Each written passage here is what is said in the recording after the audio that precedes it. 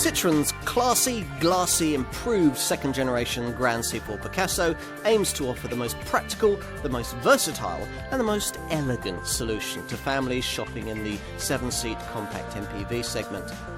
It's a sector aimed at those who need either a big boot or the option to take more than 5 folk, but don't want the sheer size and expense of a large segment people carrier.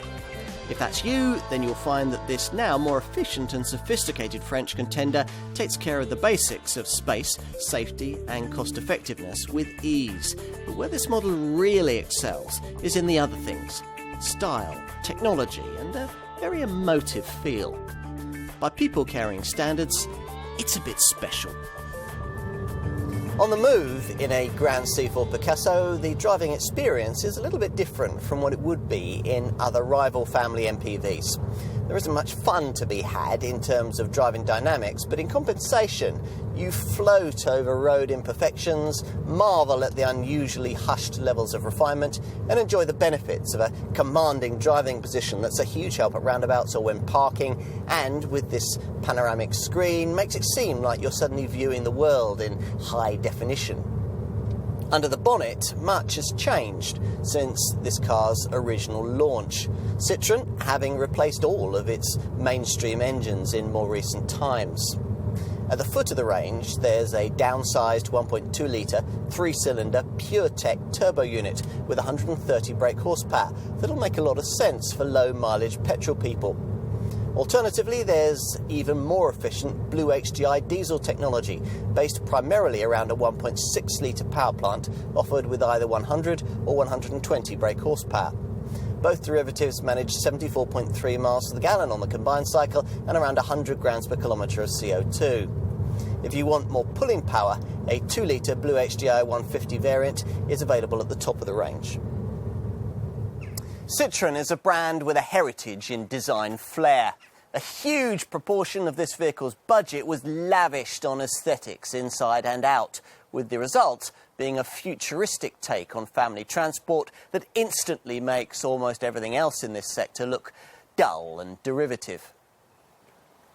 We liked it back at this model's original launch in 2014, and we still think this Grand C4 Picasso to be an eye-catching thing. Obviously, Citroen does too, for the French maker hasn't made many aesthetic changes as part of this facelift. There's a smaller, lower grille surrounding the number plate, and you get extra chrome trim around these high-set daytime running lights. Time to move up front. Get yourself behind the wheel, and probably the first thing your Citroen salesperson will show you is this panoramic windscreen. Push up this visor, and your normal upward 28-degree angle of vision is increased to a massive 108 degrees. The dashboard is dominated by these twin screens. Now, most new cars have some sort of central infotainment screen these days, like this Citroen's tablet-style 7-inch touch drive interface lower display. But more unusual is this snazzily futuristic 12-inch panoramic HD panel up top, which replaces the normal set of conventional dialed instrument gauges.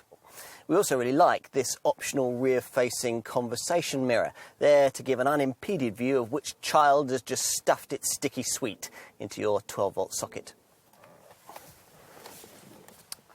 So, how will those children fare once they're installed rearwards and ready to plug their gaming equipment into one of the 3 12-volt sockets scattered around the car? Well, pull open rear doors that open wide to a 65-degree angle for excellent access, and it suddenly looks pretty spacious. With comfort you can readily appreciate thanks to a proper seating arrangement. Unlike many people carriers, this one doesn't position the unfortunate middle rear passenger with legs astride a central transmission tunnel and perched on some hard and narrow piece of bulging foam. Instead, there's a completely flat floor and a rear cabin seating area made up of 3 separate, identically sized chairs, all with Isofix child seat mountings that can be reclined, slid backwards and forwards independently of one another, or folded flat completely. Finally, a word or two about the feature that sets this Grand C4 Picasso apart from its 5-seater showroom stablemate, the third seating row.